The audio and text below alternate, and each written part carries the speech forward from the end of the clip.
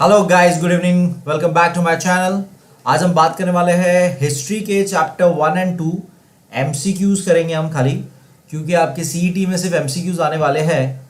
सो मैंने सोचा हमने जो बोर्ड्स का जो हमें दिया गया था, बोर्ड्स का जो वर्कशीट दिया गया था गवर्नमेंट की तरफ से, उसी को सॉल्व करेंगे। सो ये हम पहले भी कर चुके हैं, एक एक चैप्टर वाइज हमने पूरे पूरे वर्कशीट्स किए थे, अगर आपको याद होगा तो। सो वही क्वेश्चन हम यूज करेंगे, क्योंकि एमसीक्यूज उसी बेस्ड में होंगे, चैप्टर बेस्ड ही होंगे सारे के सारे। So let's quickly let me share the worksheet with you. Hi Tanisha, hi Adarsh, hi Aditya, hi Ajay, hi Prachi, hello, good evening. मेरी आवाज क्लियर है सबको? Give me quick yes on this. Am I Audible?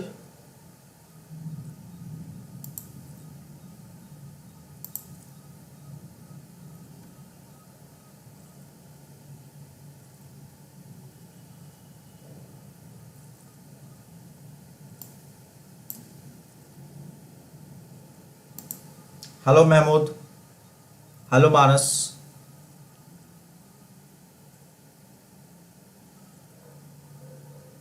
Okay, चलो, good. So let me just quickly share this PDF and let's start answering. पहला chapter था हमारा chapter 1, historiography development in the waste. बहुत ही प्यारा सा chapter था, बहुत ही detailed introduction था, हमें पूरा दिया गया कि हिस्टोरियोग्राफी क्या होती है और कैसे ये शुरुआत हुई हिस्ट्री लिखने की। एमसीक्यू जितने क्वेश्चन है, 5 या 6 कुछ क्वेश्चन है वो करेंगे, और चैप्टर 2 के भी एमसीक्यूज आज हम करेंगे फटाफट, 10-15 मिनट में खत्म करेंगे। चलिए फटाफट बताइए पहला answer. Choose the correct options from the given options, complete the sentence. It may be said that dash was the founder of modern historiography. बहुत ही सिंपल, बहुत ही इंपॉर्टेंट क्वेश्चन जो जुलाई 19 में भी पूछा गया था। कौन माने जाते हैं मॉडर्न हिस्टोरियोग्राफी के फाउंडर? चलिए ऑप्शन फटाफट। Very good, very good, I see the answers. बहुत लोग ने आंसर्स दे दिया है। अजय, क्लास 11th अकाउंटेंसी में पढ़ाने का सोचा तो है बेटा, लेकिन as of now you know बहुत ही ज़्यादा टाइम इशू हो रहा है थोड़ा सा, लेकिन मैं कंसेप्ट कुछ ना कुछ वीडियो ज़रूर डालूंगा Ajay. I will do something definitely. थोड़ा सा टाइम आप एडजस्ट कर लीजिए मेरे साथ। यस, वेरी गुड, बहुत लोग ने, सभी ने आंसर दे दिया, ऑलमोस्ट सभी ने सही आंसर दिया है। A is the correct answer, Voltaire is the correct answer. Voltaire is the correct answer, जो फाउंडर माने जाते हैं, फ्रांस के थे। इन्होंने ही पहली बार सारी चीजें डिफाइन की थी, और उन्होंने कहा था कि हमें क्रोनोलॉजिकल ऑर्डर में सब कुछ करना चाहिए, एंड हमें जो ट्रूथ है, जो सच्चाई है, ऑब्जेक्टिवली उसको देखनी चाहिए। चलिए नेक्स्ट क्वेश्चन है, dash road the book entitled archaeology of knowledge. Archaeology of knowledge के राइटर कौन थे? हमने देखा था इस चैप्टर में बहुत सारे हमने अलग अलग किताबें और उनके ऑथर्स देखे थे। आर्कियोलॉजी ऑफ नॉलेज किसने लिखी थी? आर्कियोलॉजी ऑफ नॉलेज किसने लिखी थी? हाय कृषा। हाँ, मैथ्स कराऊंगा मैं प्राची, मैथ्स भी कराने वाला हूं मैं, don't worry. By the time आप लोग ये सीईटी और ये एडमिशन से फ्री हो जाओगे अच्छी तरह से, तब तक वो वीडियोस भी आ जाएंगे। मुझे थोड़ा सा एक टाइम चाहिए, थोड़ा सा सेटअप करने के लिए फिर से, तो एक बार एक फिक्स शेड्यूल हो जाएगा ना, तो वीडियोस भी रेगुलर आ जाएंगे। यस, कम ऑन, आंसर दीजिए fast, very simple. Archaeology of knowledge के राइटर, बहुत लोग ने सही आंसर दे दिया है मुझे already. Option B is the correct answer. Option B, Foucault ji, हमारे फ्रांस के, ये भी फ्रांस के थे। इन्होंने भी क्रोनोलॉजिकल ऑर्डर राइट है या नहीं, ये उन्होंने कहा था इज नॉट राइट पहले तो, क्योंकि हम यहां पे बहुत सारी चीजें कंसीडर करेंगे, और उन्होंने अपना एक पॉइंट ऑफ व्यू दिया था जिसे उन्होंने अपनी किताब आर्कियोलॉजी ऑफ नॉलेज में प्रेजेंट किया था।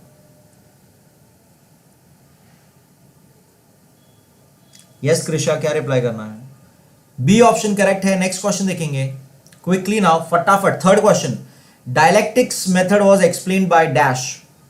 कौन थे जिन्होंने डायलेक्टिक्स करके कंसेप्ट बताया था? डायलेक्टिक्स अगर आपको याद होगा, जिसके अंदर हमें सच को, इवेंट के सच के नेचर को जानने के लिए ट्रू फॉल्स गुड बैड, ये जो हमारा एक मोरल फिलोसॉफी होती है, उसके बेसिस पे थीसिस एंटी थीसिस वाला कंसेप्ट दिया था, डायलेक्टिक्स जिसे कहते हैं। Very good, very good. उनका पूरा नाम किसी को पता है? यहां पे सिर्फ शॉर्ट लास्ट नेम लिखा है मेरे ख्याल से उनका। B option is the correct answer.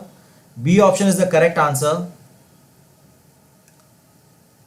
Hegel, याद है अपने? हेगल, विल्हेम फ्रेडरिक, यस, पूरा नाम इनका George Wilhelm Friedrich, German philosopher थे। Option B is the correct answer, very good. Fourth वाला very simple and very important again. At the onset of the 20th century, Dash School of Historiography in France gave a new direction to history writing. तो 20th century में एक नया school of thought आया था, जिसका नाम क्या था? ये एक्चुअली बहुत ही सिंपल सा है, आपके क्वेश्चन में ही उसका हिंट आ चुका है। कौन सा स्कूल ऑफ थॉट था वो?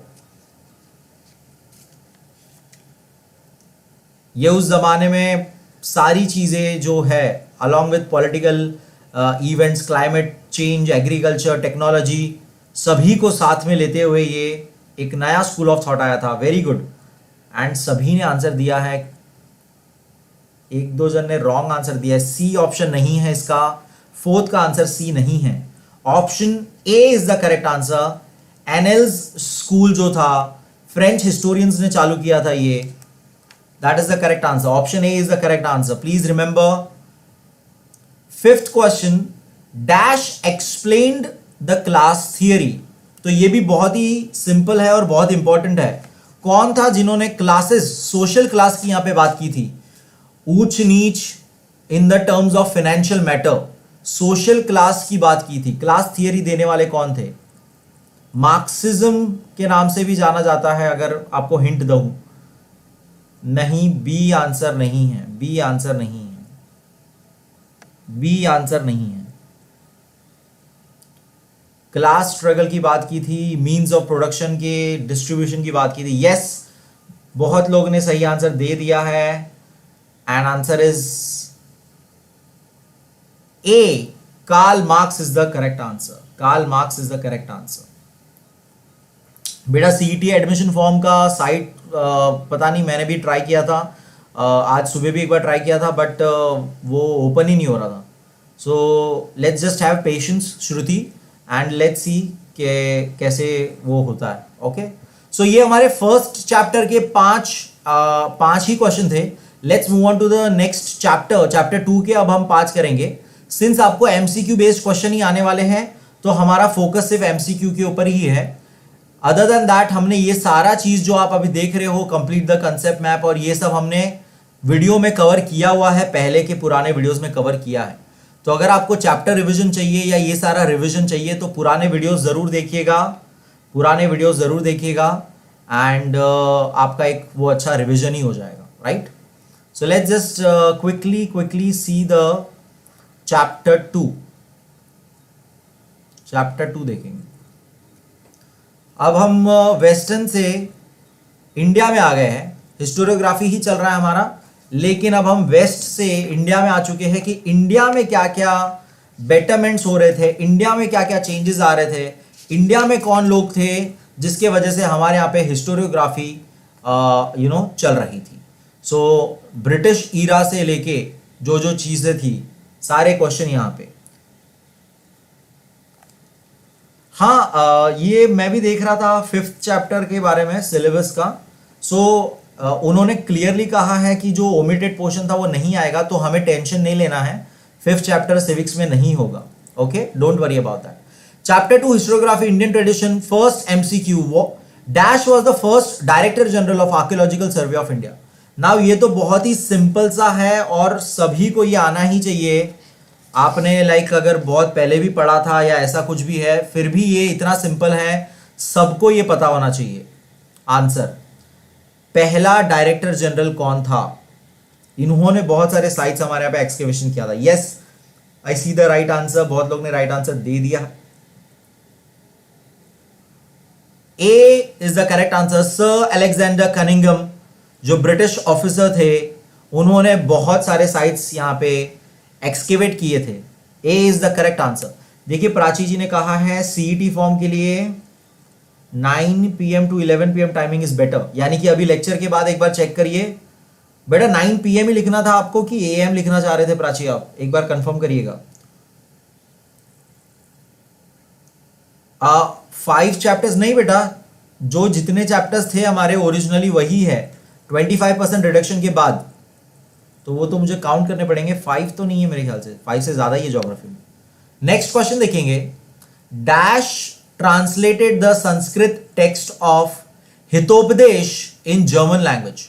सो जो हितोपदेश, हित ये मैंने सब एक्सप्लेन किया था चैप्टर के अंदर। हितोपदेश जो संस्कृत टेक्स्ट मिले थे उसको जर्मन लैंग्वेज में करने वाले कौन थे? Who was that person? Come on, very simple one again, ये भी बहुत ही सिंपल है।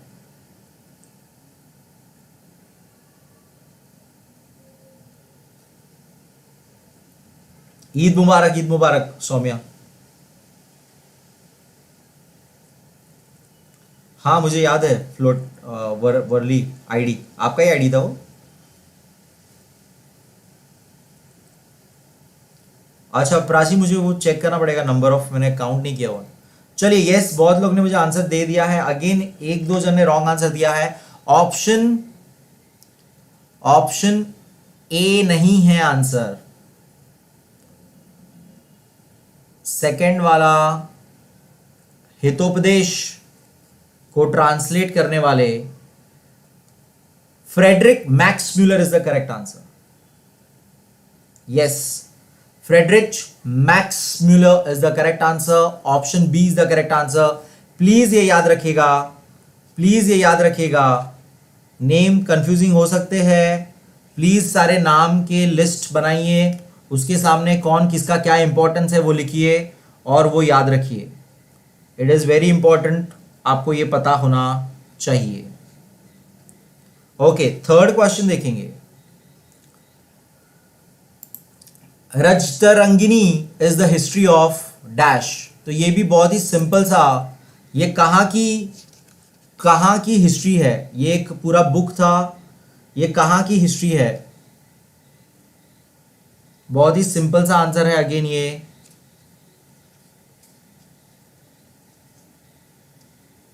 कम ऑन,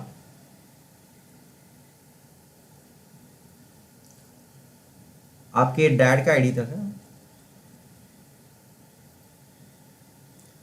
प्राची मुझे मेल करना एक बार बेटा, आपको मेल आईडी पता है ना? मुझे मेल करना ना एक बार सिलेबस, हालांकि मैंने देखा था वो, बट एक बार मेल कर देना मुझे। ओके चलो फटाफट, what is the answer?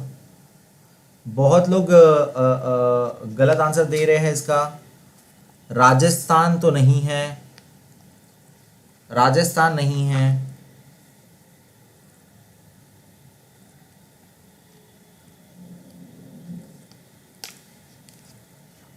Yes, I see the correct answer. Correct answer दिया है Kashmir is the correct answer. Very good, Kashmir is the correct answer. बहुत इंपॉर्टेंट है ये, याद रखिएगा please. Prachi, expert classes 2015, expert classes 2015 मैं चैट में एक बार लिख रहा हूं, देख लीजिएगा। सो इसका आंसर आपको पता होना चाहिए। काश्मीर करेक्ट आंसर है गाइस, याद रखिएगा। काश्मीर संस्कृत में किताब लिखी गई थी ये 12th सेंचुरी में, एंड ये कश्मीर की हिस्ट्री को बताता है। टोटल 8 बुक्स थी, एंड उसके अंदर टोटल 7826 वर्सेस थे, जिसे तरंगाज कहते हैं। तरंग यानी लहरों की तरह। सो ये सारी बातें हमने जब मैंने चैप्टर ये किया था तभी पढ़ाया था। सो प्लीज एक बार रिवीजन कर लीजिएगा चैप्टर्स का। फोर्थ क्वेश्चन चलिए। Mahatma Phule unfolded the history of the Shudra Atishudra. ये एक्चुअली वर्ड अलग अलग है, ऑपोजिट, शूद्र अतिशूद्र। कम्युनिटीज इन हिज बुक, तो कौन सी किताब में किया था उन्होंने? महात्मा फुले जी का कौन से किताब था?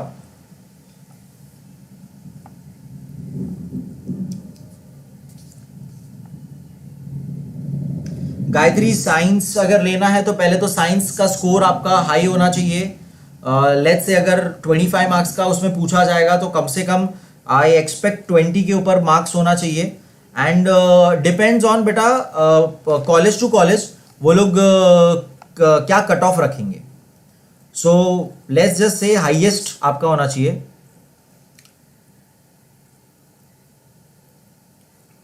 या चलो आंसर दीजिए फटाफट। शुद्र, अति शुद्र, ये जो था जिसके अंदर अलग अलग एक्सप्लॉइटेशन ऑफ विमेन, ये सारी बातें की गई थी, महात्मा फुले जी ने की थी। किताब का नाम?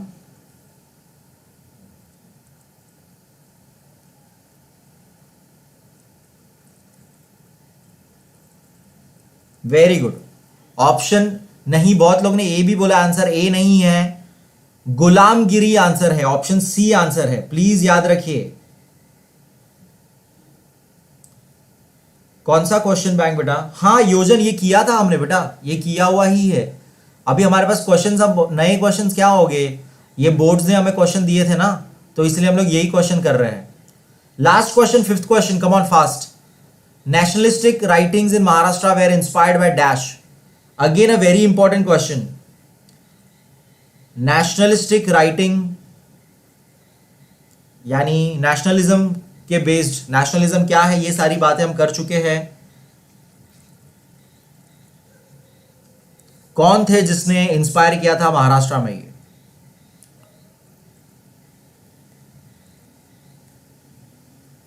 इन्होंने जो हमारे यहाँ पे ब्रिटिश ऑफिसर्स थे वो जो लिखते थे, उनके एक फिक्स प्रेजुडाइजेस को उन्होंने ख़त्म करते हुए ये चालू किया था कि ब्रिटिश हमें गलत तरीके से प्रेजेंट कर रही है, इंडिया को गलत तरीके से प्रेजेंट कर रही है। यस, वेरी गुड, इसका आंसर ऑलमोस्ट सभी ने सही दिया है, बहुत ही important. First A answer option correct है इसका, Vishnu Shastri Chiplunkar. Vishnu Shastri Chiplunkar is the correct answer. इन्होंने ही महाराष्ट्र में इंस्पायर किया था नेशनलिस्टिक राइटिंग को लेके, और बहुत सारे लोग फिर आए थे, काशी प्रसाद, रामेश चंद्र, रामकृष्ण गोपाल, महादेव गोविंद रनाडे, ये सभी लोग बाद में नेशनलिस्टिक राइटिंग करने लगे थे। नहीं बेटा तनिषा, एज ऑफ नाउ जो मुझे कोई ऐसा आइडिया नहीं है कोई बुक ऐसी निकली है, बट आप चेक कर सकते हो अपने लोकल स्टेशनरी या ऑनलाइन ऐसा कुछ। आई डोंट थिंक सो ऐसी कोई बुक निकली है। मेरा आपको एडवाइस यही रहेगा, rather than wasting money on books और समथिंग, जितना आपने 10th का हमारा पोर्शन जो है, जितने हमारे एमसीक्यूज हमने किए थे चैप्टर वाइज, उसको देखिए वीडियोस। सबको मैं ये कहूंगा, जितने हमने देखो एमसीक्यूज, मैंने ये तो बोर्ड के 5-5 ही है बेस्ड ऑन जो गवर्नमेंट ने दिया था, ये पूरा पीडीएफ जो दिया था, ओके। लेकिन हमने ईच चैप्टर के कम से कम 15-15 से 20-20 हर एक चैप्टर के एमसीक्यूज किए थे, अगर आपको याद होगा तो। या आप अगर नए हैं या आपने नहीं देखा है तो मैं आपको सजेस्ट करूंगा कि आप पुराने रिवीजन वीडियोस देखिए, उसमें बहुत सारे एमसीक्यूज आपको मिल जाएंगे और आपका सॉल्व, आपका प्रैक्टिस अच्छा खासा हो जाएगा, रिवीजन अच्छा खासा हो जाएगा, ओके। ये तो बोर्ड का सिंपली मैंने यूज किया है क्योंकि सिंस बोर्ड लाइक गवर्नमेंट ही ये एग्जाम लेने वाली है हमारी, तो उनके जो क्वेश्चन बैंक आई थी अगर आपको याद होगा, तो वही हम लोग यूज कर रहे हैं as of now. Chapter 1 and chapter 2 हो गया, कल हम लोग देखेंगे chapter 3 and chapter 5, okay. That would be the end of the session. Thank you so much everyone. Offline, yes, CET की एग्जाम ऑफलाइन होगी बेटा, बोर्ड्स नहीं बोलेंगे उसको, बोर्ड्स बोलना बंद करो उसको, सीईटी एग्जाम बोलो पहले तो उसको। कल का वीडियो देखो कृषा, कल का वीडियो देखो, कल मैंने पूरा इंफॉर्मेशन दिया है सीईटी के बारे में। अभिषेक, आपको आपके स्कूल में पहले तो कांटेक्ट करना है और फिर बाद में कुछ फॉर्म्स होते हैं, नेम चेंज फॉर्म्स वगैरह, वो पूरा जो भी प्रोसीजर है आपको बता दिया जाएगा बेटा।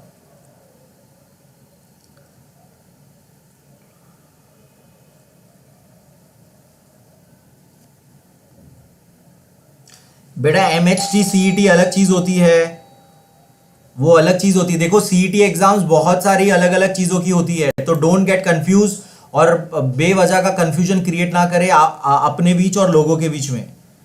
CET जो है ये टाइटल बहुत सारे अलग अलग एग्जाम्स के एंट्रेंस को दिया जाता है, तो आपको आप स्टेशनरी जाओगे तो कोई दूसरी बुक चिपका देगा। इससे बेटर है stick to your text books, stick to. तो मैंने इतने सारे MCQs बनाए, तो वीडियो देखो जरा, उसमें आंसर करो। That is the best way to go with this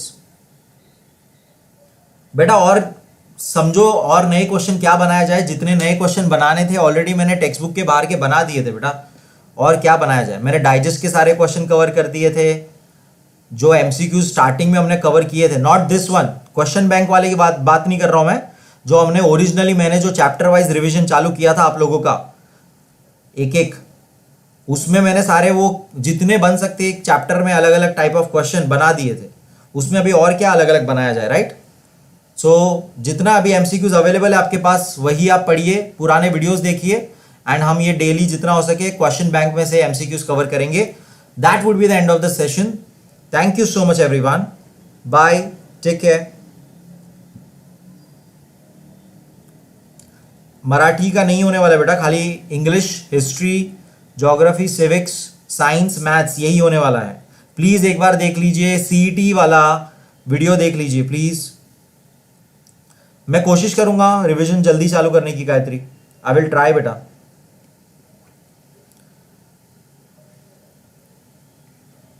चलो bye bye bye, take care take care.